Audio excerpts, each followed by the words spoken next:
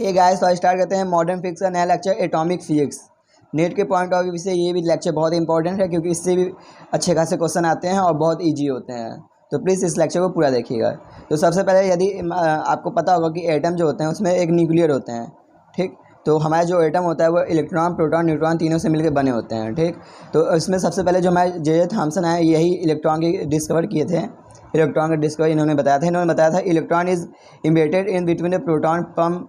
इन्होंने वो तरबूज वाला मॉडल दिया था कि तरबूज में जिस तरह ये ऐसे हमारा तरबूज होता है, इसमें बीज होते हैं छोटे छोटे। इन्होंने उसको इलेक्ट्रॉन बोला कि इलेक्ट्रॉन उस तरह धंसे होते हैं, मतलब इलेक्ट्रॉन धंसे होते हैं प्रोटॉन के बीच, और इसके जो ये रेड पार्ट को इन्होंने क्या बोला था, प्रोटॉन बोला था, और उसी में इलेक्ट्रॉन धंसे होते हैं। इसी प्रकार इन्होंने इलेक्ट्रॉन की खोज की थी, अपना परमाणु मॉडल पहले बार दिया था। फिर उसके बाद आते हैं रदरफोर्ड, जो कि बहुत इंपॉर्टेंट है, इनका परमाणु मॉडल बहुत इंपॉर्टेंट है। तो इन्होंने क्या किया था कि बम्बार्डमेंट किया था अल्फा पार्टिकल पे, गोल्ड के एक पतली सीट ले ली थी, उस पर बम्बार्डमेंट किया था अल्फा पार्टिकल का। तो उन्होंने देखा था कि उसमें मैक्सिमम जो होते हैं वो मैक्सिमम स्पेस खाली होता है, क्योंकि जो alpha particle maximum alpha particle क्या होते हैं, सीधे निकल जाते हैं विदाउट डेविएट होने। यदि उसमें कुछ होता है, यदि मतलब उन्होंने ये बताया कि मैक्सिमम स्पेस का खाली होता है, एटम का मैक्सिमम स्पेस खाली होता है, क्योंकि बहुत सारे अल्फा पार्टिकल जो होते हैं एकदम सीधे निकल गए, वो भी कितने 99.86%, मतलब इतने एकदम खाली निकल गए थे, मतलब ये बिना डेविएट हुए, जैसे इन्होंने भेजा एकदम पूरे पूरे निकल गए थे। इन्होंने बताया कि मैक्सिमम स्पेस क्या होता है, खाली होता है, और 0.1% ही क्या हुए, डेविएट हुए थे। तो इन्होंने बताया atom has small dense positive charge centre. तो एटम के पास एक स्मॉल डेंस पॉजिटिव चार्ज होता है, तो एटम के बीच में बहुत ज़्यादा ये डेंस पार्ट होता है, बहुत ही ज़्यादा डेंस होता है, उसे ही उन्होंने न्यूक्लियस का एटम का, कि वहाँ पे बहुत ही ज़्यादा डेंस होता है, और वो कैसा होता है, पॉजिटिव चार्ज होता है, ठीक। क्योंकि अल्फा पार्टिकल क्या होता है, पॉजिटिव होता है, इसलिए वो रिपेल कर रहे थे उससे, इसीलिए उन्होंने बताया कि वो पॉजिटिव चार्ज होता है, ठीक। फिर क्या हुआ, electron revolve around nucleus N orbit just like planet. तो और इलेक्ट्रॉन जो होते हैं, उन्होंने बताया था पॉजिटिव चार्ज बीच में होता है, और जो इलेक्ट्रॉन होते हैं वो रिवॉल्व करते रहते हैं किसके, न्यूक्लियस के चारों ओर, ठीक, न्यूक्लियस चारों ओर। और अब आपको एकदम इंपॉर्टेंट बात इसमें ये रखना है कि रदरफोर्ड ही पहले थे जिन्होंने बताया था न्यूक्लियस के बारे में। तो न्यूक्लियस की डिस्कवरी जो किए थे वो कौन किया था, रदरफोर्ड ने। एटम में न्यूक्लियस की डिस्कवर किसने किया था, रदरफोर्ड में। पहला क्वेश्चन ये बनेगा। दूसरा क्वेश्चन ये बनेगा इससे कि इलेक्ट्रॉन रिवॉल्व करते हैं, ठीक, मतलब इन्होंने ये भी बताया था इलेक्ट्रॉन रिवॉल्व करते रहते हैं एटम के, मतलब कि न्यूक्लियर के अराउंड क्या कहते हैं, एटम रिवॉल्व करते रहते हैं, ओके। अब इन्होंने फिर इससे बताया था डिस्टेंस ऑफ क्लोजर अप्रोच। तो इन्होंने जब अल्फा पार्टिकल का जब बम्बार्डमेंट किया था, तो इन्होंने देखा था कि जो इसका न्यूक्लियस होता है, उससे न्यूक्लियस के पास क्या होता है, पॉजिटिव चार्ज होता है, इन्होंने बताया था।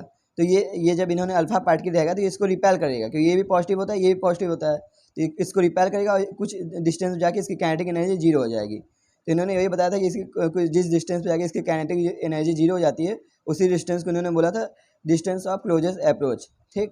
मतलब कि यानी हम ऐसे भी लिख सकते हैं, यानी इस पॉइंट पे काइनेटिक एनर्जी जीरो हो गई, मतलब इस पॉइंट पे जितने भी काइनेटिक एनर्जी थे वो किस में चले गए, पोटेंशियल एनर्जी में, इस पॉइंट पे। इसीलिए काइनेटिक एनर्जी को पोटेंशियल एनर्जी के इक्वलेट कर देंगे। तो काइनेटिक एनर्जी क्या होता है, हाफ एम वी स्क्वायर होता है, और पोटेंशियल एनर्जी को के लिए क्या लिख सकते हैं, के Q1 Q2 अपन आर स्क्वायर। तो Q1 को हम क्या लिख सकते हैं, जेड ई, मतलब जो भी एटम का है उसके लिए लिख सकते हैं जेड इंटू ई, और अल्फा पार्ट के लिए क्या लिख सकते हैं, क्यू को 4 इंटू ई लिख सकते हैं, ठीक। एटम के लिए जिस भी एटम का है उसका जेड क्या है, यहाँ पे एटॉमिक नंबर है, और इंटू उसका इलेक्ट्रॉन। और अल्फा पार्ट के लिए क्या लिख सकते हैं, अल्फा पार्ट के लिए एटॉमिक नंबर कितना होता है, mass number, sorry atomic number 2 होता है, मैं यहाँ पे गलती कर दिया था, एटॉमिक नंबर तो 2 ही होता है, Z E into 2 into E upon R square होता है, ठीक। यानी बस इसमें सबसे इंपॉर्टेंट बात यही है कि जो हमारी ये जो रेडियस मतलब डिस्टेंस ऑफ क्लोजर अप्रोच है वो क्या है, इन्वर्सली प्रोपोर्शनल है उसके मास ऑफ एटम के, जो एटम का मास है या एटम का ये मास है उसके इन्वर्सली प्रोपोर्शनल होता है, और डिस्टेंस ऑफ क्लोजर अप्रोच जो है उसके वेलोसिटी के भी इन्वर्सली प्रोपोर्शनल, उसके स्क्वायर के इन्वर्सली प्रोपोर्शनल होता है। दोनों इंपॉर्टेंट से याद कर लीजिए। ये देखिए नीट 2010 का क्वेश्चन है, क्या an alpha nuclear of energy half M V square bombardment on a heavy nuclear target of a charge E. इन्होंने बोला एक अल्फा न्यूक्लियर या अल्फा पार्टिकल है, उसकी energy half M V square है, उसको बम्बार्डमेंट किया गया किस पे, न्यूक्लियर ऑफ टारगेट चार्जेस, मतलब टारगेट चार्ज जिसकी वैल्यू कितना है, जेड इंटू ई पे हमने उसको क्या किया, बम्बार्डमेंट किया। Then distance of closer approach for the alpha nuclear will be proportional. तो वही डिस्टेंस ऑफ क्लोजर अप्रोच किसके प्रपोर्शनल होता है, तो आपको पता ही है कि इसके मास के इन्वर्सली प्रोपोर्शनल और इसके वेलोसिटी के स्क्वायर के इन्वर्सली प्रोपोर्शनल होता है। तो यानी यही दोनों होना चाहिए ऑप्शन। इन दोनों में देखिए यहाँ पे इस प्रोपोर्शनल है वेलोसिटी के स्क्वायर कितना ही इन्वर्सली प्रोपोर्शनल होना चाहिए। यहाँ देखिए जेड ई स्क्वायर क्या है, तो यहाँ पे जेड, तो देखिए जेड ई स्क्वायर यहाँ पे कांस्टेंट होता है, ई स्क्वायर तो कांस्टेंट ही होता है, तो इसमें प्रोपोर्शनल तो हुआ नहीं, ठीक। और जेड की वैल्यू तो हर आइटम के लिए ये भी कांस्टेंट ही है, यानी इस पर भी प्रोपोर्शनल नहीं है। 1/m ये हो सकता है, ठीक। ये क्या है, डी 1/v⁴, तो नहीं v⁴ नहीं, v का स्क्वायर होता है, तो ये 1/m यानी इसके मास की इन्वर्सली प्रोपोर्शनल होता है ये सब। अब देखिए इन्होंने जो मॉडल दिया था उसका एक बहुत बड़ा ड्रॉबैक था। इसका ड्रॉबैक ये था कि ये तो बता रहे थे कि जो ये बीच में बताया था इन्होंने, न्यूक्लियस था जो बहुत डेंस होता है, उसको उन्होंने बताया था न्यूक्लियस है, उसी के अराउंड क्या करता है, इलेक्ट्रॉन रिवॉल्व करता रहता है, घूमता है, चक्कर लगाता रहता है। तो उन्होंने बोला है कि मैक्सवेल का मैग्नेट थ्योरी के थ्रू इनको नेगलेक्ट कर दिया गया, क्योंकि इन्होंने बताया कि जब ये इलेक्ट्रॉन लगातार राउंड मतलब चक्कर लगा रहा है, तो वो एक ऐसा टाइम आएगा ये धीरे जब अराउंड मतलब अपना चक्कर लगाता रहता है न्यूक्लियस के अबाउट लगाता रहेगा, तो एक समय ऐसा आएगा कि इसकी एनर्जी धीरे धीरे लॉस करता जाएगा ये चक्कर लगाते लगाते। एक समय ऐसा आएगा कि ये जाके बीच में जाके गिर जाना चाहिए, इलेक्ट्रॉन को ख़त्म हो जाना चाहिए। ऐसा तो होता नहीं, वो लगातार अपना हर टाइम अपना कांस्टेंट स्पीड से अपना लगाता रहता है स्पीड। तो ये यही बोला, इसीलिए यही चीज़ इन्होंने एक्सप्लेन नहीं कर पाया कि कैसे इलेक्ट्रॉन इसके चारों अराउंड मतलब कि चक्कर लगाता है, यही इन्होंने एक्सप्लेन नहीं कर पाया। He can not explain stability of atom and line spectrum, इन्होंने लाइन स्पेक्ट्रम और स्टेबिलिटी के बारे में एक्सप्लेन नहीं कर पाया, ठीक। Electron move on a circular path accelerate charge particle, तो वही चीज़ लिखा है कि इलेक्ट्रॉन मूव करता है जब सर्कुलर पाथ में एक्सलेट, वो भी एक्सलेशन के साथ, तो उसका एनर्जी मतलब एनर्जी लगातार रिलीज करना चाहिए, एनर्जी रिलीज होगा, इससे इसकी एनर्जी धीरे धीरे कम होती जाएगी और ये एक समय ऐसा गिर जाना चाहिए, लेकिन ऐसा नहीं होता है। इसी को बोर्न मॉडल फिर आते हैं, वही इसको एक्सप्लेन करते हैं, Bohr model of hydrogen atom, ये एकदम अच्छे से इसको एक्सप्लेन करते हैं। लेकिन ये केवल हाइड्रोजन या हाइड्रोजन एटम के लिए ही एप्रूवल है, ठीक। हाइड्रोजन या हाइड्रोजन लाइक एटम, जैसे हाइड्रोजन हो गया या फिर ऐसे हीलियम पावर 1 हो गया, हीलियम आयनाइज हो गया, या लिथियम डबल आयनाइज हो गया, इसी के लिए ही केवल अप्रूवल है और सबके लिए नहीं, मतलब केवल हाइड्रोजन के लिए भी अप्रूवल ही है, आप ऐसा बोल सकते हैं, ठीक। अब बात करते हैं पॉस्टुलेट। इन्होंने 3 पॉस्टुलेट दिए थे, बहुत इंपॉर्टेंट तीनों। पहला इनका पॉस्टुलेट जो electron in an atom could revolve in a certain stable orbit without emitting radiation energy थी। इन्होंने बताया था कि जो इलेक्ट्रॉन होता है वो एटम के अराउंड चारों मतलब कि एक स्टेबल ऑर्बिट में ही घूमता है, जिसमें क्या वो अपना एनर्जी रेडिएट नहीं करता है, बिना मतलब एक स्टेबल ऑर्बिट में ही घूमता है जिसमें उसकी एनर्जी का रेडिएशन नहीं होता है, ठीक। पहला ये इन्होंने बताया। दूसरा इन्होंने बताया, तो उन्होंने दूसरा और बताया कि ऑर्बिटल जो इलेक्ट्रॉन है उसी स्टेबल ऑर्बिटल में घूमेगा जिसमें कि इसका एंगुलर मोमेंटम क्वांटाइज हो, जिसका एंगुलर मोमेंटम फिक्स हो, ठीक है, कंजर्व हो, ऐसा ही बोल सकते हैं। इनका एंगुलर मोमेंटम कंजर्व उसी स्टेबल ऑर्बिट में वो घूमेगा, और इसका एंगुलर मोमेंटम कितना h/2π हो। तो पहले ये इन्होंने दूसरा इन्होंने ये बताया, an electron can revolve around the nucleus in an atom only in those stable orbit whose angular momentum is integral multiple NH/2π, मतलब वही कंजर्व हो या कांस्टेंट हो। उन्होंने यही बताया कि जिसका एंगुलर मोमेंटम क्वांटाइज होता है उसी स्टेबल ऑर्बिट में ये घूमता है।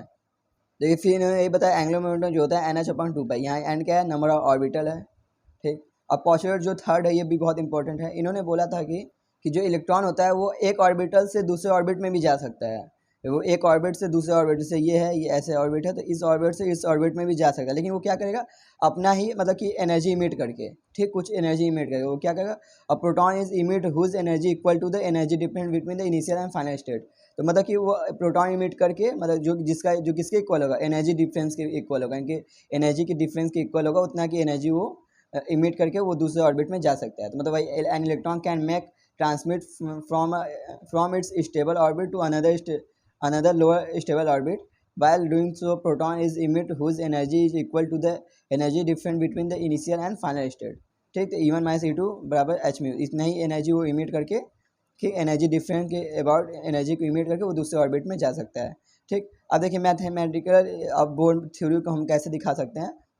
तो इनके हिसाब से था कि पहला एंगुलर मोमेंटम कंजर्व होता था, इसीलिए क्या होगा, एंगुलर मोमेंटम क्या mv बराबर NH/2π, तो पहला इक्वेशन ये बन गया। दूसरा इक्वेशन ये भी था कि वो सर्कुलर ऑर्बिट में घूमता है, तो सर्कुलर ऑर्बिट में घूमता मतलब क्या है, सेंट्रीफ्यूगल फोर्स वर्क करेगा, इसलिए क्या होगा, जो फोर्स होगा ये इसके फोर्स के इक्वल होगा। तो सेंट्रीफ्यूगल फोर्स क्या होता है, mv²/r हो जाएगा, 1/4πε0 ZE²/r। ये दो उन्हीं के मतलब मैथमेटिकल टर्म में हम लिख सकते हैं, एक तो एंगुलर मोमेंटम कंजर्व है, एक तो क्या सर्कुलर में घूम रहे थे, इससे दोनों ये कर सकते हैं। इसी दोनों का यूज करके हम कितने फॉर्मूला निकालते हैं वो आप देखिए, उसको एकदम लर्न करना है। इसी दोनों को आप यूज करके आप कम से कम 10 फॉर्मूले याद करेंगे और 10 को याद करना है आपको, ओके। सबसे पहले हम बात करेंगे वेलोसिटी का फॉर्मूला। तो वेलोसिटी का आप जब वो दोनों इक्वेशन को आप सॉल्व करेंगे, भाई एक एम वी है NH अपॉन 2 पाई, एक होता है M V square by R upon 4 pi epsilon और Z E square upon R. मतलब वही ये दोनों आप इक्वेशन सॉल्व करेंगे तो जो वेलोसिटी का फॉर्मूला आएगा, सबसे पहला वेलोसिटी का फॉर्मूला तो वी बराबर आएगा E square upon 2 epsilon naught H Z by N आएगा। ठीक, एन। ठीक, तो यानी इसको तो हमें याद नहीं करना है, हमको इसी टर्म में आप याद रखिए कि वी बराबर इतने की वैल्यू है, वो ये तो कांस्टेंट है, इलेक्ट्रॉन भी कांस्टेंट है, एच की वैल्यू आप जानते करते हैं, प्लान कांस्टेंट है, ये भी कांस्टेंट है, सब कांस्टेंट, एप्सिलॉन नॉट भी कांस्टेंट है। इसको आप सॉल्व करेंगे तो इसकी वैल्यू आती है 2.2 इंटू 10⁻⁶ आती है इसकी वैल्यू। ठीक, और into Z by N, Z यहाँ क्या है, एटॉमिक नंबर है, एन क्या है, नंबर ऑफ ऑर्बिटल है। ठीक है, जेड क्या है, एटॉमिक नंबर, और एन क्या है, नंबर ऑफ ऑर्बिटल है। ओके, अब यहाँ पे इसको आप या तो आप इसको लाइट वेलोसिटी के मतलब कि स्पीड ऑफ लाइट के फॉर्म में भी लिख सकते हैं। तो वी स्पीड ऑफ लाइट है सी अपॉन वन अपॉन 137 भी लिख के कर सकते हैं। ओके, तो वी बराबर सी अपॉन 137 इंटू क्या जेड बाई एन। ठीक, तो स्पीड लाइट के फॉर्म में भी आप याद कर सकते हैं। तो ये दोनों याद कर लीजिए, यहाँ पे जेड बाई एन के फॉर्म में, ये तो आपको एकदम याद होना चाहिए, जेड बाई एन के फॉर्म में, तो भी जेड बाई एन, ये तो आपको याद होना चाहिए। रेडियस की बात करें, रेडियस ऑफ nth ऑर्बिटल की बात करें तो ये होता है 0.53 एंगस्ट्रॉम, जो कि इतनी वैल्यू कांस्टेंट आती है कुछ, इसलिए उसकी वैल्यू होती है 0.53 angstrom into N square by Z. यहाँ पे क्या होता है, N square by Z, N क्या नंबर ऑर्बिटल, जेड क्या है एटॉमिक नंबर। ओके, तो ये एक तो रेडियस याद होना चाहिए। तीसरा आता है time period of revolution of electron in nth orbital. तो टाइम पीरियड का आपको याद होना चाहिए, ये भी इंपॉर्टेंट है। तो टाइम पीरियड में आएगा 1.5 into 10⁻⁻16 N cube by Z square, N cube by Z square. ठीक, तो यहाँ पे कुछ नहीं करना, आप रेडियस को याद है तो उसी में क्या होगा, ऊपर नीचे का ऐड कर देंगे तो आपको हो जाएगा। जैसे इसमें एन स्क्वायर है तो इसमें एन क्यूब हो जाएगा, और इसमें जेड की पावर 1 था तो इसमें जेड का स्क्वायर हो गया। तो बस ऐसे भी आप याद कर सकते हैं रेडियस में, ऐसे आपको याद है तो। ठीक, तो ये तीनों वेलोसिटी का याद होना चाहिए। V bar 2.2 into 10⁻⁶ Z by N होगा, रेडियस ये क्या होगा, R bar 0.53 angstrom N square by Z, time period क्या 1.5 into 10⁻⁻16 N cube by Z square. Okay, अगला है मैग्नेटिक फील्ड। मैग्नेटिक फील्ड जो होता है बी म्यूनो अपन बी आपको पता है सर्कुलर, यदि किसी कॉइल के लिए क्या होता है मैग्नेटिक फील्ड की value mu naught I by 2 R होता है, म्यूनट आई बाई 2 आर। तो यहाँ पे देखिए आई को हम क्या लिख सकते हैं, ई बाई टी या charge Q by T. T क्या हो गया, टाइम पीरियड हो गया यहाँ पे बस। तो आर इंटू टाइम पीरियड आप करेंगे तो आर की वैल्यू क्या होती है, एन स्क्वायर होती है, एन स्क्वायर बाई जेड, और टाइम पीरियड क्या होता है, एन क्यूब बाई जेड होता है, N cube by Z square होता है। तो ये ले देके क्या हो गया, एन के पावर 5 हो गया नीचे। तो भाई बी आपको बस सीधे से ये सब छोड़ के बस आप इतना याद कर लीजिए, जो मैग्नेटिक फील्ड होगा वो क्या होगा, वी एन के पावर 5 के टाइम होगा। ठीक, मैग्नेटिक फील्ड क्या आएगा, प्रोपोर्शनल होगा किसके, 1/n के पावर 5, 1/n के पावर 5। चलिए कुछ अब क्वेश्चन कर लेते हैं। तो पहला क्वेश्चन है, consider third orbital of hydro मतलब helium using non relativistic approach, the speed of the electron in this orbital will be. तो स्पीड ऑफ इलेक्ट्रॉन की वैल्यू पूछा है, के की वैल्यू दे दिया है, के क्या है 1/4 की वैल्यू दिया है, 9 ये सब दिया हमको। इस सबसे क्या मतलब, हमको तो हमें खुद डायरेक्ट हमको पता ही है उसकी वैल्यू। वी बराबर क्या था 2.2 इंटू 10⁻⁶ जेड बाई एन। ठीक, तो वी बराबर क्या 2.2 इंटू 10⁻⁶, और जेड की वैल्यू हमें क्या है, किसके लिए पूछा है, हीलियम है, तो जेड की वैल्यू क्या हो जाएगी 2 हो जाएगी, जेड बराबर हीलियम के लिए एटॉमिक नंबर क्या होता है 2 हो जाए। ठीक, और इसका जो है एन की वैल्यू क्या लिख सकते हैं, एन क्या थर्ड ऑर्बिटल से एन की वैल्यू क्या होगा 2/3 हो जाएगा। यानी अब इसको काटेंगे 4.4 हो जाएगा, 4.4 को 3 से डिवाइड करेंगे तो आएगा 1.46 इंटू 10⁻⁶ मीटर पर सेकेंड। आंसर जो आएगा हमारा डी। ओके, देखिए इसका जो आंसर दिया है वो सी के फॉर्म में दिया है। ठीक, लाइट स्पीड ऑफ लाइट के स्पीड ऑफ लाइट के फॉर्म में दिया है, इसलिए इसको सॉल्व करना होगा। इसलिए ये वाला फॉर्मुला लिखेंगे, V C upon 1/37 Z by N के फॉर्म में। ये पूछा क्या, speed of an electron in the fourth orbital of hydrogen atom is. तो हमको स्पीड पूछा है फोर्थ ऑर्बिटल के लिए, तो वी हुआ क्या C by 1/137 into Z by N हो जाएगा। तो जेड की वैल्यू ऑलरेडी किसके लिए, हाइड्रोजन के लिए, तो जेड की वैल्यू 1 हो जाएगी, और एन की वैल्यू कितनी है 4, तो 4 हो जाएगी, यानी कितना सी अपॉन 548 आ जाएगा आंसर। ठीक, ये भी क्वेश्चन अच्छा है, नीट का ही क्वेश्चन है। In which of the following system with the radius of first orbital and 1 will be minimum. तो हमें बोला है कि एन की वैल्यू 1 है, तो इसमें से किसके लिए एन की वैल्यू मतलब कि वो रेडियस होगा मिनिमम होगा रेडियस, और सभी के लिए एन की वैल्यू 1 है, तो किसके लिए मिनिमम होगा रेडियस की वैल्यू। तो रेडियस आर क्या होता है एन स्क्वायर बाई जेड, यानी जिसका जेड की वैल्यू अधिक होगी उसी लिए सबसे मिनिमम होगा। एन की वैल्यू तो ऑलरेडी 1 है सभी के लिए, तो जिसका जेड की वैल्यू मिनिमम होगी उसी का मिनिमम सबसे अधिक होगी उसी का मिनिमम होगा। तो जेड की वैल्यू किसके लिए अधिक होगी, इसके लिए जेड की वैल्यू क्या होगी 3 होगी लिथियम के लिए, डबल आयनाइज लिथियम के लिए, सिंगल आयनाइज हीलियम के लिए क्या होगा, जेड बराबर 2 होगा, इसके ड्यूटेरियम के लिए जेड बराबर 1 होगा, और हाइड्रोजन के लिए भी जेड बराबर 1 ही होगा। तो ले देंगे आंसर क्या होगा ए। डबल आयनाइज लिथियम इसके लिए जेड वैल्यू 3 है, इसलिए इसका सबसे मिनिमम आएगा एनर्जी रेडियस। तो ये भी क्वेश्चन अच्छा है। N electron in hydrogen atom max transition N1 to N2 where N1 and N2 are the principal quantum number of the two states. Assuming Bohr model to be valid, the time period of the electron in the initial state is 8 time of the final state. तो हमें बोल रहा है कि जो time period आ रहा है वो क्या है, इनिशियल कितना टाइम आ रहा है, 8 टाइम आ रहा है फाइनल स्टेट के। तो ऐसा तो क्या है the possible value of N1 and N2, तो N1 N2 की वैल्यू क्या हो सकती है। तो जो हमारा टाइम पीरियड होता है क्या होता है, n की पावर 3 होता है अपन जेड उसका, तो जेड से हमें मतलब है ही नहीं। ठीक ठीक, क्योंकि क्या है सभी क्या है हाइड्रोजन के लिए बोला है, हाइड्रोजन एटम के लिए, तो यही क्या होगा T proportion to N square N cube. तो जिसके लिए सबसे अधिक होगी एन की वैल्यू, सॉरी तो क्या है 8 टाइम बोल रहा है कि इनिशियल जो वैल्यू है टी इनिशियल जो है वो क्या है 8 टाइम है टी फाइनल के।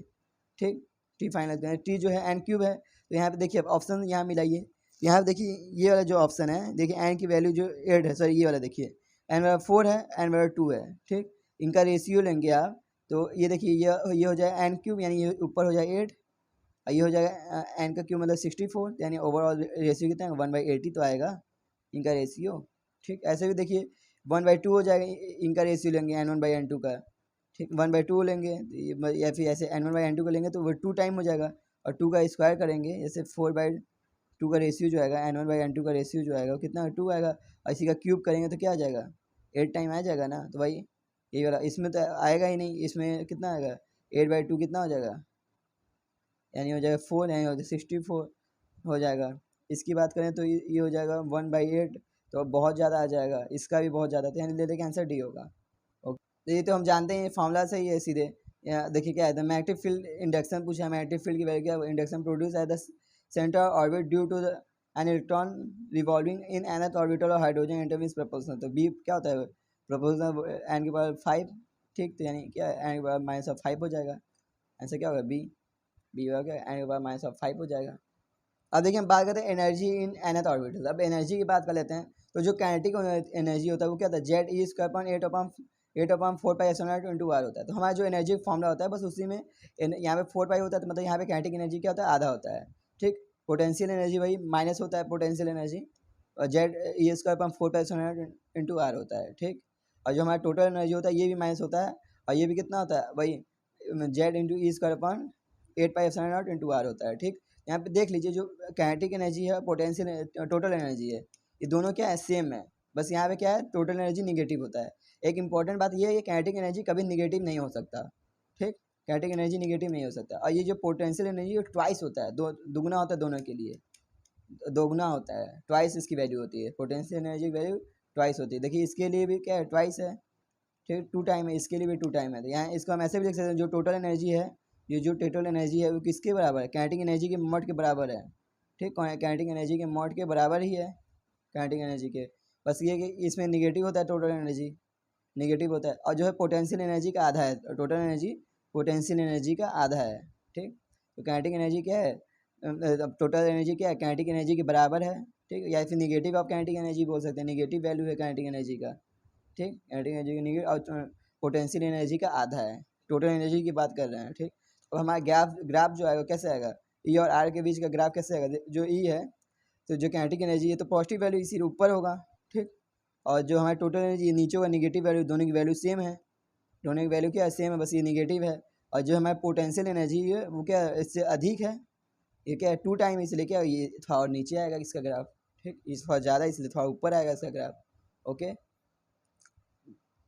हाँ तो देखिए जब आप इसको सॉल्व करते हैं जो काइनेटिक एनर्जी बराबर है जेड, देखिए क्या है काइनेटिक एनर्जी क्या है जेड ई स्क्वायर अपॉन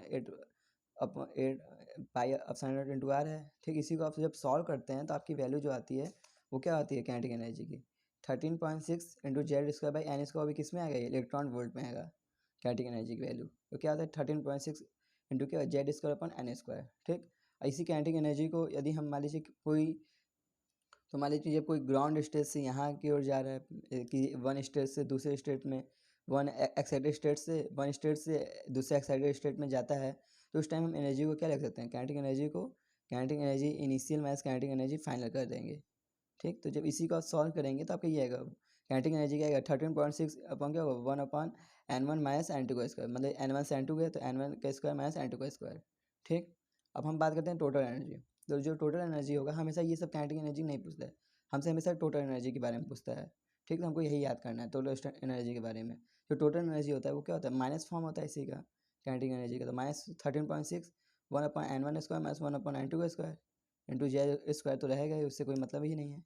ठीक, ये भी क्या है इलेक्ट्रॉन वोल्ट में है। ठीक, तो जब भी ये चेंज पूछेगा तो टोटल एनर्जी का चेंज पूछेगा, और हमेशा क्या करता है कि हमेशा मतलब कि एक्साइटेड स्टेट से ग्राउंड स्टेट में लोग आते हैं। ठीक, जब भी आपको एनर्जी टोटल एनर्जी पूछेगा तो किस फॉर्म में देगा, एक्साइटेड स्टेट से ग्राउंड स्टेट में आता है, तभी इसकी वैल्यू पॉजिटिव हो जाएगी। तो एक्साइटेड स्टेट मतलब कि ये n1 की वैल्यू की, तो n1 की जगह हम क्या लिख देंगे, तो देखिए मान लीजिए टोटल एनर्जी है तो यहाँ निगेटिव का अंदर मल्टीप्लाई करेंगे निगेटिव, तो ये वाली हो जाएगी पॉजिटिव, तो ये वाली हो जाएगी निगेटिव, वाली हो जाएगी पॉजिटिव। इसको हम n2 कर सकते हैं, इसको n1 कर सकते हैं। ठीक है, मैंने इसको ऐसे ही आपको समझाने के लिए लिख दिया था।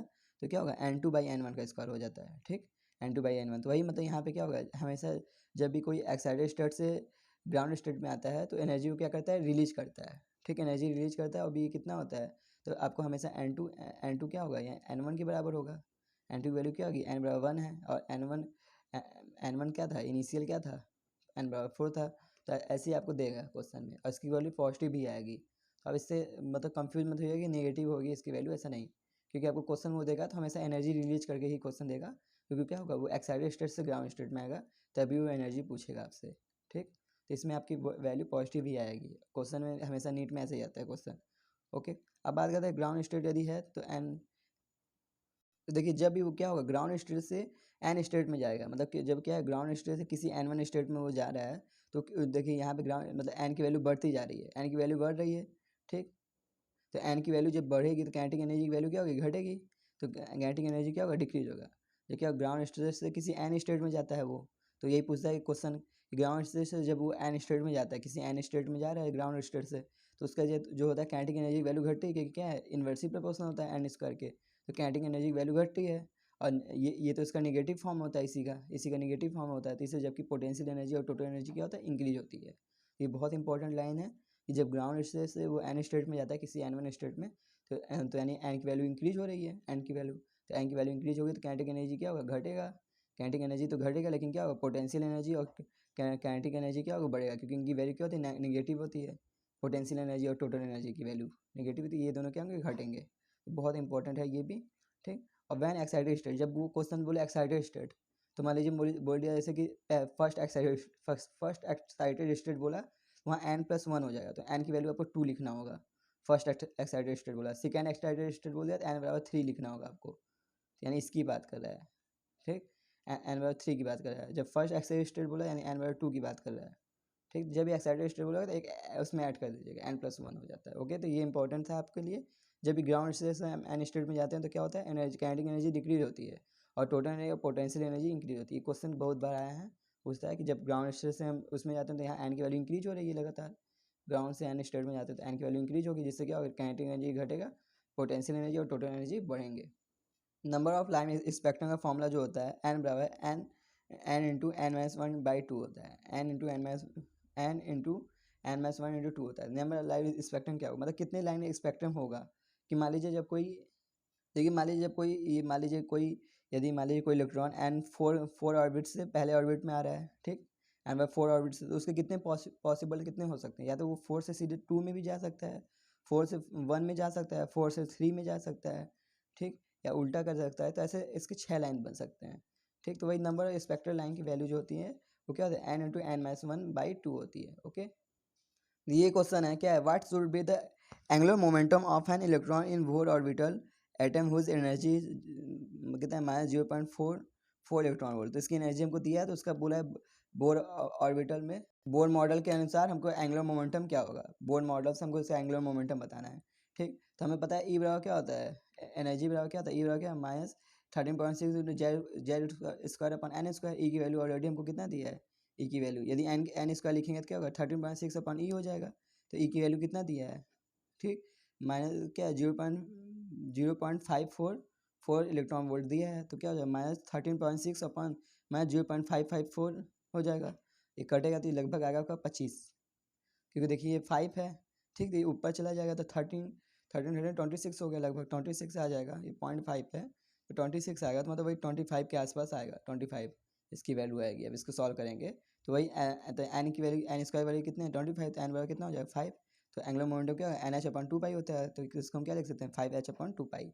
आंसर क्या हो जाएगा सी। ओके, देखिए अभी जो मैं नोट्स लिखवा था उसी का एकदम इंपॉर्टेंट है, वही चीज़ है, क्वेश्चन पूछा है। कई बार ये क्वेश्चन है, 3 बार ये क्वेश्चन है, इसीलिए इंपॉर्टेंट मैंने बोला था।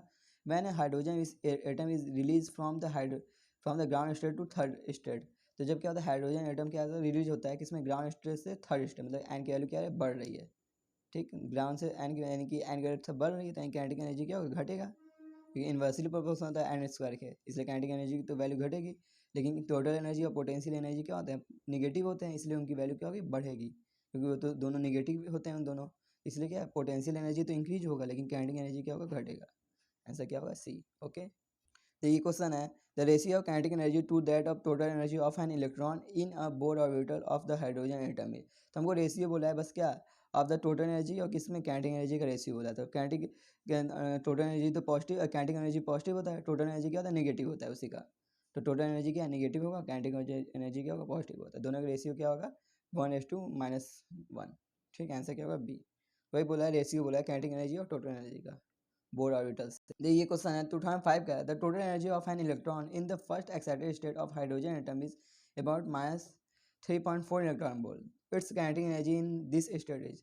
तो हमको इसका ये दे दिया है टोटल एनर्जी के बारे में दे दिया है, तो इसका काइनेटिक एनर्जी क्या होगा। इतना घटिया क्वेश्चन, टोटल एनर्जी दे दिया है तो काइनेटिक एनर्जी निगेटिव में है, तो काइनेटिक एनर्जी क्या होगा पॉजिटिव में हो जाएगा, बस आंसर बी। ठीक, टोटल एनर्जी की वैल्यू कितना दिया है मैं 3.4 इलेक्ट्रॉन वोल्ट, तो काइनेटिक एनर्जी क्या होगा 3.4 इलेक्ट्रॉन वोल्ट होगा पॉजिटिव। ये क्वेश्चन है 2008 का क्वेश्चन है the ground state energy of hydrogen atom is कितना है 13.6 है। When is its electron in the first excited state its to the excitation in energy. तो वो क्या हुआ कि जो है इलेक्ट्रॉन है वो ग्राउंड स्टेट में था, उसने एक्साइट किया पहले एक्साइटेड स्टेट में। यहाँ पे ये क्वेश्चन बोला है कि व्हेन इलेक्ट्रॉन, जब क्या होता है इलेक्ट्रॉन कहता है is in first excited state is excitation energy, तो एक्साइट करेगा तो उसकी एनर्जी क्या होगी, यहाँ एक्साइट कर रहा है तो मतलब ये पहले ग्राउंड स्टेट से किस में जा रहा है पहले एक्साइटेड स्टेट में जा रहा है, यहाँ एनर्जी का चेंज होगा, एनर्जी फाइनल में एनर्जी इनिशियल कर देंगे। ठीक भाई, तो क्या ये वाला क्या 13.6 1 एन फाइनल का square upon 1/n initial square. हम आपको बता दें कि आपकी वैल्यू हमेशा पॉजिटिव भी आएगी। ठीक, तो अब इसमें आप दिक्कत में मत होगा कि निगेटिव होगी पॉजिटिव, तो बस आपको हम आंसर आपको करना है। ठीक, क्योंकि हमेशा क्या होगा एनर्जी रिलीज की बात करेगी, देखिए एक्साइटेशन हो रहा है तो एनर्जी रिलीज की बात करेगा। तो ये बराबर 13.6 ये क्या है किस में है, पहले क्या था किस में जा रहा है एक्साइट हो रहा है किस में पहले से दूसरे वाले में। ठीक, तो क्या हो गया 1/1 का स्क्वायर -1/2 का स्क्वायर। ठीक, तो ये कितना हो जाएगा 4 हो जाएगा 1/4, तो 4 - 1 कितना 3/4 हो जाएगा। तो 13.6 इंटू 3/4 ये हो जाएगा आपका 4, यानी हो गया 12, यानी हो गया 3 और 1.6 यानी 3.4 हो जाएगा। 3.4 इंटू 3 यानी 10.2 इलेक्ट्रॉन वोल्ट। आंसर क्या होगा ए। ओके, ये क्वेश्चन क्या है the ionization energy of atom is 13.6 electron volt following कहता है Bohr theory of the energy corresponding to a transition between third and fourth orbital is. जब वो ट्रांजिट करता है किसमें थर्ड से फोर्थ ऑर्बिटल में, तो उसका क्या होगा भाई बताना है, एनर्जी बताना है। तो ई बराबर क्या होगा 13.6, यहाँ चेंज हो रहा है एनर्जी चेंज हो रहा है, तो भाई क्या होगा फाइनल का स्क्वायर माइनस इनिशियल का स्क्वायर, तो क्या ये होगा 13.6, तो किसमें था थर्ड से फोर्थ यानी क्या होगा 9 का स्क्वायर और -4 का स्क्वायर। ठीक, 9 मतलब 3 का स्क्वायर क्या होगा 9 हो जाएगा, और ये हो जाएगा थोड़ा ये स्क्वायर में लिख दिया यहाँ तब भी ना, 3 का स्क्वायर क्या हो जाएगा 9 और 4 का स्क्वायर क्या हो जाएगा 16। ठीक, क्या है मैं 3 है सॉरी 3 का स्क्वायर और 4 का स्क्वायर, तो 1/9 अपॉन 1/16। तो इसको सॉल्व करेंगे तो ई वैल्यू कितना 13.6 और 16 - 9 कितना हो जाएगा 7 हो जाएगा अपॉन 9 इंटू 16। और ये जब कटेगा तो लगभग हमारे हिसाब से आएगा 12, यानी 9 3 के, तो ये हो जाएगा 9 1 कुछ आएगा, तो यानी अब इसको सॉल्व करोगे तो कितना है 0.6 इलेक्ट्रॉन वोल्ट। अब इसको पहले सॉल्व कर लीजिएगा, मैंने सॉल्व किया था मेरा यही आंसर आया था, आप भी सॉल्व कर लीजिए। तो ये क्वेश्चन है the energy of hydrogen atom in the ground state is कितना 13.6 electron volt. The energy of helium ion in the first excited state will be. तो हीलियम जब ग्राउंड स्टेट का हमको एनर्जी बोला है कितना है 13.6 है, वो तो हम जानते करते हैं। हमको एनर्जी बोला है किसके हीलियम के लिए, हीलियम आयनाइज के लिए, किसमें फर्स्ट एक्साइटेड स्टेट के लिए। तो हीलियम के लिए क्या होगा 13.6 जेड क्या होता है Z square by N square, ठीक, जेड स्क्वायर अपना स्क्वायर, तो जेड क्या है इसकी जेड की वैल्यू क्या हो जाएगी 2 ही होगी, तो टू का स्क्वायर हो जाएगा। और एन की स्क्वायर भी क्या है फर्स्ट एक्साइटेड स्टेट बोला है, यानी कि एन की वैल्यू कितनी हो जाएगी 2 हो जाएगी, एन की वैल्यू भी, यानी कि ये भी 2 का स्क्वायर, यानी ओवरऑल कितना ही आएगा 13.6 ही आएगा, मतलब ले दे के उतना ही आंसर आएगा, कितना आएगा ए, ठीक। जबकि यही चेंज वाला क्वेश्चन होता है, जैसे चेंज वाला उसमें हमेशा पॉजिटिव वैल्यू आती है, देखिए इसमें निगेटिव आ सकती है, लेकिन भाई जो चेंज वाला क्वेश्चन था एनर्जी चेंज हो रहा था तो उसमें पॉजिटिव वैल्यू ही आएगी आपकी, उसमें आप कंफ्यूज मत होइएगा, ओके। तो ये क्वेश्चन है 2006 का क्वेश्चन है, ionization potential of the hydrogen atom is 13.6 electron volt, hydrogen atom in the ground state of are excited by the monochromatic radiation of photon is 12.1 electron volt according to the Bohr theory the spectral line, यहाँ spectral line की बात की है, spectral line हमने आपको formula बताया था N बराबर क्या होता है n-1/2, ठीक, spectral line by the hydrogen will be, spectral line की वैल्यू पूछा है कितने स्पेक्ट्रल लाइन निकल सकते हैं उससे, तो क्या होगा, तो ये ई बराबर हम जानबे करते हैं, यहाँ देखिए एनर्जी डिफरेंस दे दिया है कि क्या है आयनाइजेशन हाइड्रोजन एटम के ग्राउंड स्टेट में बोला था 13.6 है, ठीक, hydrogen atom in ground state excited by the monochromatic radiation by two photon of 12.6, तो क्या ग्राउंड स्टेट से किसी एक्साइटेड स्टेट में वो जाता है, किसी भी एक्साइटेड स्टेट में जाता है, क्या hydrogen atom ground state are excited to the monochromatic radiation of proton is इतना,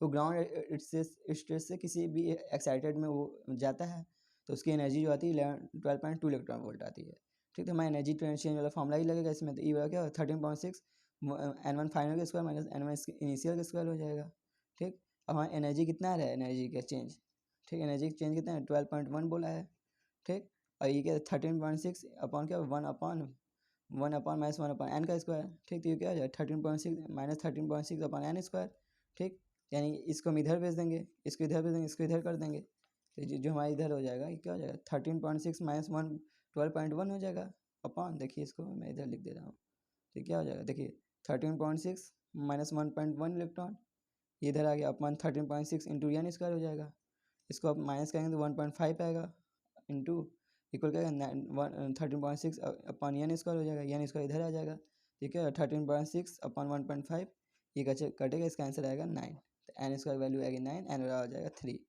ठीक। तो ऐसे क्वेश्चन को तुरंत आपको ट्रिक में यदि करना है तो आप पहले क्या कर लीजिए, जब भी ऐसा कोई भी वैल्यू दिखे इक्वलेट वैल्यू तो इन दोनों को पहले माइनस कर लीजिए, ठीक, ऐसे क्वेश्चन का ये ट्रिक है, मैं इधर दे दे रहा हूँ ट्रिक, तो जब भी ऐसा क्वेश्चन दिखे तो आप पहले इन दोनों को क्या कर लीजिए माइनस कर दीजिए, जब इक्वल दिखे एनर्जी, तो मैंने क्या एनर्जी का डिफरेंस ले लीजिए इन दोनों के, तो 13.6 अपॉन 12.1 हो जाएगा, तो 1.5 आ जाएगा ये, ठीक, और जो एन स्क्वायर वैल्यू आ जाएगी आपकी वो क्या हो जाएगी वो 13.6 अपॉन 1.5 से आप डिवाइड कर दीजिए तुरंत, तो ये हो जाएगा 9, एन बराबर हो जाएगा 3, ठीक, तो जब भी ऐसा वैल्यू दिखे तो आप तुरंत ऐसे भी कर सकते हैं, ओके। तो ये हमारा एन की वैल्यू हो जाएगी 9, हमको स्पेक्ट्रल लाइन एन की वैल्यू हो गई 3, हमको स्पेक्ट्रल लाइन की वैल्यू पूछा है स्पेक्ट्रल लाइन की, तो एन बराबर क्या होता है n-1/2, ठीक, तो एन की वैल्यू कितनी है 3 माइनस 1 कितना 3 माइनस 1 अपॉन 2, तो ये भी हो गया 2 से 2 कट गया, एन की वैल्यू कितनी है 3 आएगी, ओके, तो आंसर क्या होगा 3, सी होगा करेक्ट। अब बात आता है हाइड्रोजन स्पेक्ट्रम, ठीक, हाइड्रोजन के लिए मतलब कि स्पेक्ट्रम है यहाँ पे जेड की वैल्यू 1 हो जाएगी क्योंकि हाइड्रोजन स्पेक्ट्रम की बात कर रहा है, तो फिर देखिए यहाँ पे एनर्जी वाले फॉर्मूले से ही आपकी वेवलेंथ की वैल्यू निकल जाएगी, क्योंकि एनर्जी का फॉर्मूला क्या होता है ई बराबर क्या होता है 13.6 अपॉन क्या होता है Z square by N square, ठीक, यही होता है, इसी की वैल्यू आप रखेंगे तो यहाँ पे ई बराबर क्या है एस सी बाई लैम्डा, ठीक, तो यहाँ पे ये एस सी की वैल्यू यहाँ पे डिवाइड हो जाएगी तो ये आपकी वैल्यू आएगी, ठीक, तो यहाँ पे आएगी 1/λ बराबर m e⁴/8 epsilon naught CH³ और ये आएगा वही n final minus n initial का यही आएगा आपका फॉर्म, ठीक, तो जब क्या है कि किसी भी स्टेट से वो किसी ग्राउंड स्टेट में आता है, एक्साइटेड स्टेट से ग्राउंड स्टेट में आता है तो लैम्डा की वैल्यू यही होती है, ठीक, एक्साइटेड स्टेट से ग्राउंड स्टेट में आता है तो लैम्डा 1/λ क्या होगा, इतने की वैल्यू जो आती है उसको हम रेडबर्ग कांस्टेंट कहते हैं, जिसकी वैल्यू कितनी है 1.3 इंटू 10⁻⁷, या तो इसको ये बोल सकते हैं या इसको यदि आपको इस फॉर्म में लिखना है तो 1/r को हम क्या लिख सकते हैं 1/r को 912 लिख सकते हैं, या r बराबर लिख सकते हैं 1/912 भी लिख सकते हैं एंगस्ट्रॉम, r बराबर, ठीक, r बराबर 1/912 भी लिख सकते हैं, ठीक, तो ये इसको हमने रेडबर्ग कांस्टेंट कहते हैं, रेडबर्ग कांस्टेंट वैल्यू या तो ये होती है 1.3 इंटू 10⁻⁷ होता है, या फिर r बराबर क्या होता है 1/912 एंगस्ट्रॉम होता है, ठीक, ये दोनों वैल्यू होती है, इसी लैम्डा को इस फॉर्म में भी आप कर सकते हैं, जल्दी सॉल्व हो जाएगा 1/912 angstrom 1/n final minus n initial का स्क्वायर, ठीक, तो ये बहुत इंपॉर्टेंट है हाइड्रोजन स्पेक्ट्रम। अब हम कुछ तो वेवलेंथ के नेम के अनुसार इनको कुछ नाम दे दिया गया, लाइमर, बामर, पाशम, ब्रैकेट, होन, इसी हाइड्रोजन स्पेक्ट्रम को कुछ नाम दे दिया गया है इनके वेवलेंथ के रेंज के अनुसार इनको नाम दे दिया गया। तो लाइमर सीरीज जो होता है उसका जो होता है एन की वैल्यू 1 से कितना हो सकता है, एन की वैल्यू जो फाइनल की एन की वैल्यू फाइनल है, मतलब ये स्पेक्ट्रम ऐसे है। ठीक, ये देखिए, तो ये क्या कहाँ से एन फाइनल कहाँ है, मतलब एन फाइनल मतलब कि वो कहाँ से, मतलब किसी भी स्टेट से वो फाइनल स्टेट में जाएगा। एक्साइटेड स्टेट से वो कुछ भी हो सकता है, एक्साइटेड स्टेट से कहाँ जाएगा, फाइनल स्टेट तक जाएगा। ठीक, फाइनल मतलब एन बराबर 1 तक जाएगा। ठीक, एन फाइनल वैल्यू 1 हो जाएगी, तो एन फाइनल वैल्यू हो जाएगी 1। इसी फॉर्मूला में एन फाइनल वैल्यू 1 हो जाएगी और एन इनिशियल कुछ भी हो सकता है। ठीक, तो यही पहले हम लाइमन के लिए क्या 1/λ/r 1/1/n का स्क्वायर हो जाएगा। ठीक, इसके लिए जो लॉन्गेस्ट वेवलेंथ होता है, याद कर लीजिए, लॉन्गेस्ट वेवलेंथ बगल वाला हमेशा हमेशा इसके बगल वाला, तो 1/n है तो -1/1/2 का स्क्वायर हो जाएगा, इसके बगल वाला हो जाएगा लॉन्गेस्ट। ठीक, तो आपका लॉन्गेस्ट वेवलेंथ निकल जाएगा। ये शॉर्टेस्ट वेवलेंथ पूछेगा तो इन्फिनाइट हो जाएगा, जो बगल वाला मतलब कि इनिशियल की वैल्यू क्या हो जाएगी, इन्फिनाइट हो जाएगी। वो इन्फिनाइट से किस स्टेट में, ग्राउंड स्टेट में आएगा, तो ये आएगा, तो आपका ये शॉर्टेड वेवलेंथ निकलेगा। लॉन्गेस्ट वेवलेंथ के लिए उसके बगल वाला मतलब कि एक्साइटेड मतलब कि सेकेंड से तो 2 में आए, एक्साइटेड स्टेट से पहले स्टेट में आए तो। ठीक, तो उसके बगल वाला होगा। यदि मैंने यहाँ 2 है तो मतलब अभी हम बताएंगे आगे बारहमंड के लिए। ठीक, तो यानी ये शॉर्टेड वेवलेंथ के लिए क्या हो जाएगा 1 से इन्फिनाइट तक। ठीक, लैम्डा की वैल्यू जो इसकी रेंज होती है, ये किसके लिए होती है, यूवी रेंज होता है, यूवी रेंज का होता है इसका वेवलेंथ। अब देखिए बारहमंड के लिए, बारहमंड की जो एन फाइनल की वैल्यू होगी वो 2 होगी, एन एस एल 2 3 4 इन्फिनाइट तक कुछ भी हो सकता है। ठीक, और इसका रेंज होता है विजुअल रेंज के लिए होता है। यहाँ पे शॉर्टेड यदि आप बात करें शॉर्टेड वेवलेंथ की तो इन्फिनाइट हो जाएगी, और जबकि ये वाली इधर 2 हो गई, यानी 1/λ की वैल्यू क्या होती है यहाँ पे r अपॉन, यहाँ पे क्या हो जाएगा 1/2 का स्क्वायर इंटू 1 की वैल्यू कुछ भी हो सकती है। इस शॉर्टेज हो गया तो इन्फिनाइट हो गया शॉर्टेड के लिए, लॉन्गेट हो गया तो इसके बगल वाला हो जाएगा, यानी 3 का स्क्वायर हो जाएगा लॉन्गेस्ट के लिए, और शॉर्टेज बोलते तो इन्फिनाइट हो जाएगा इसकी वैल्यू। ठीक, पास्टियन के लिए एन की वैल्यू फाइनल होती है, एन फाइनल की वैल्यू क्या होती है 3 होती है, और इनिशियल वैल्यू कुछ भी हो सकती है 4 5 6 7 8 तक। ठीक, कुछ भी हो सकती है। ब्रैकेट की बात करें तो एन फाइनल वैल्यू हो सकती है 4, और एन इनिशियल की वैल्यू जो हो सकती है वो 4 के बाद यानी 5 6 7 8 तक कुछ भी हो सकती है। इसका रेंज होता है पाई इंफ्रा, और इसका जो पास्टियन का रेंज होता है वो इंफ्रा का होता है। ठीक, ये सब इंपॉर्टेंट। अब देखिए 2017 क्वेश्चन है, ratio of wavelength of the last line of Balmer series and last line of Lyman series. तुमको लास्ट लाइन मतलब क्या होगा, लास्ट लाइन कितना होगा, इन्फिनेटिव हो गया। वही लास्ट लाइन का मतलब क्या होगा, infinitive. Last line of Lyman series और last line of Balmer series का रेशियो बोला, तो पहले बाल्मर का बता लेते हैं। लैम्डा बाल्मर के लिए क्या हो जाए आर, तो बाल्मर के लिए एन की वैल्यू कितनी होती है, एन फाइनल की वैल्यू 2 होती है। ठीक, तो 1/2 का स्क्वायर माइनस 1/इन्फिनेटिव हो जाएगा, यानी 1/2 क्या होगा 1/4 हो जाएगा, यानी कि r/4 हो जाएगा। तो 1/λ बी होगा कितना हो जाएगा r/4। फिर अब हम बात करते हैं 1/λ की बात करते हैं, तो 1/λ क्या हो जाता है, जो 1/λ है मतलब कि सॉरी 1/λ किसके लिए, लाइमन के लिए क्या हो जाएगा, अब r/1/n का स्क्वायर और माइनस 1/इन्फिनेटिव हो जाएगा इसके लिए। ठीक है, नहीं इसके लिए r की वैल्यू कितनी होगी, r हो जाएगी।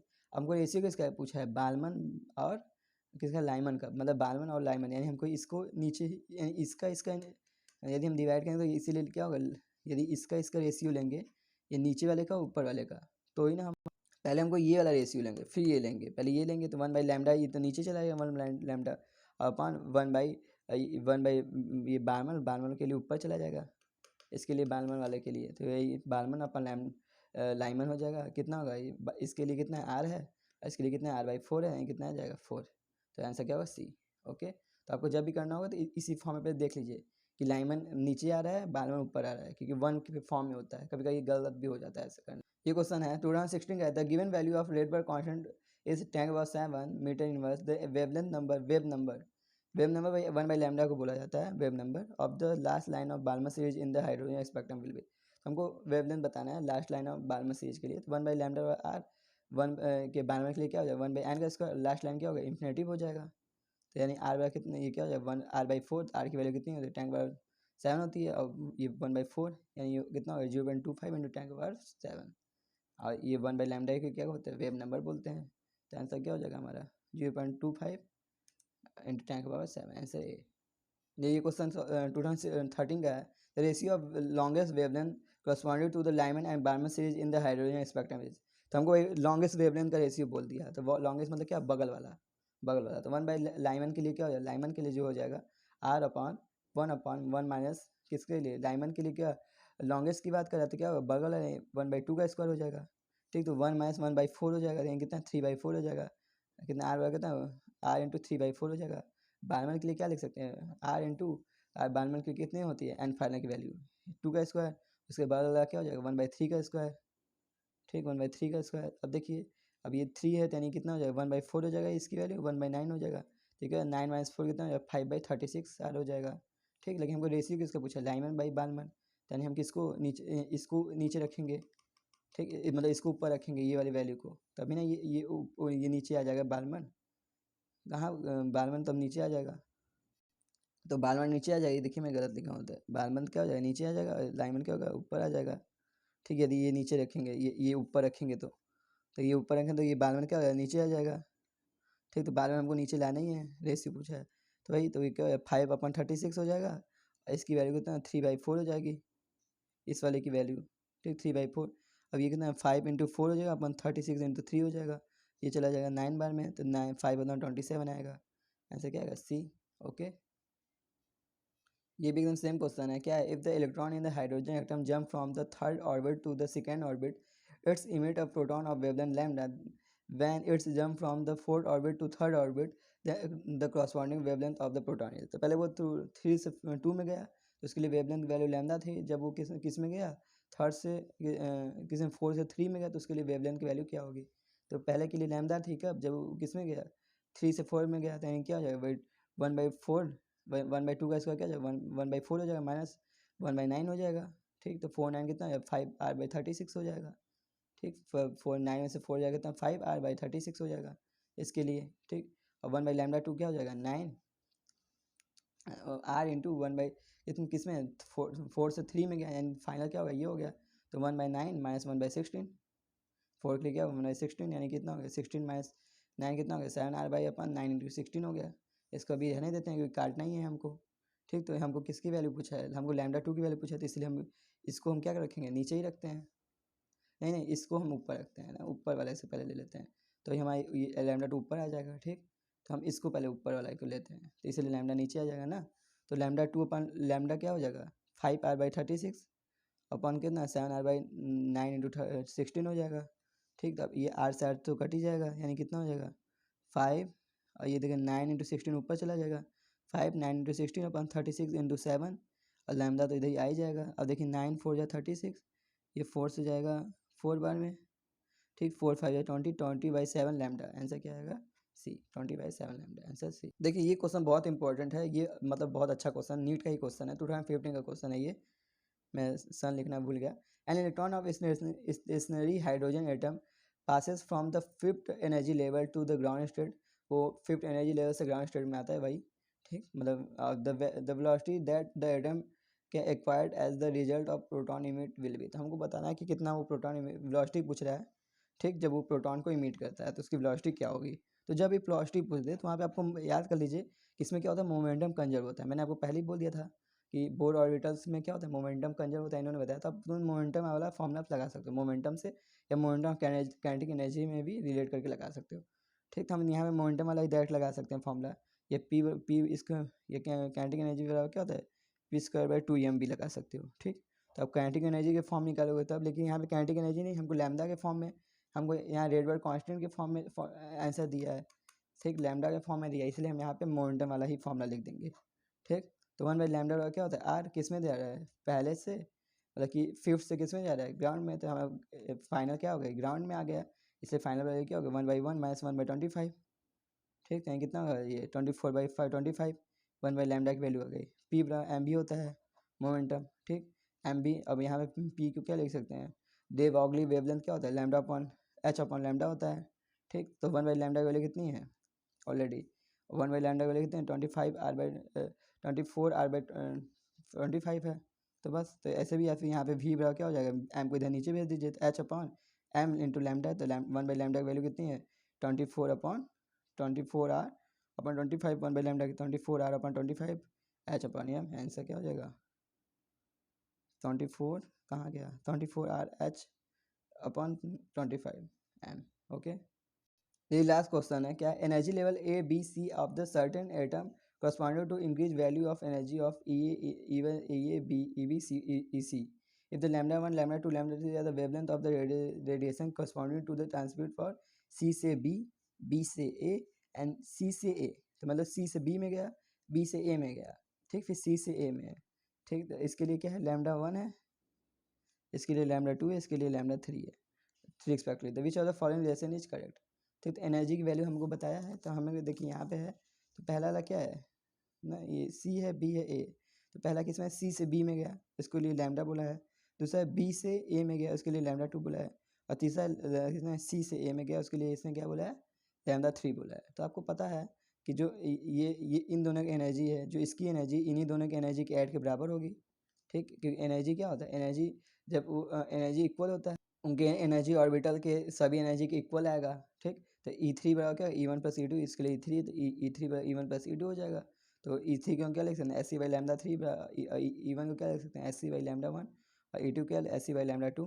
SC कैंसिल हो गया, तो 1 बाई लैम्डा 3 बराबर 1 by lambda 1 plus 1 by lambda 2, यानी लैम्डा 3 बराबर क्या हो गया, lambda 1 lambda 2 upon lambda 1 plus lambda 2, ठीक है, आएगा आंसर। आंसर हमारा क्या होगा, C, लैम्डा 3 बराबर lambda 1 lambda 2 upon lambda 1 plus lambda 2।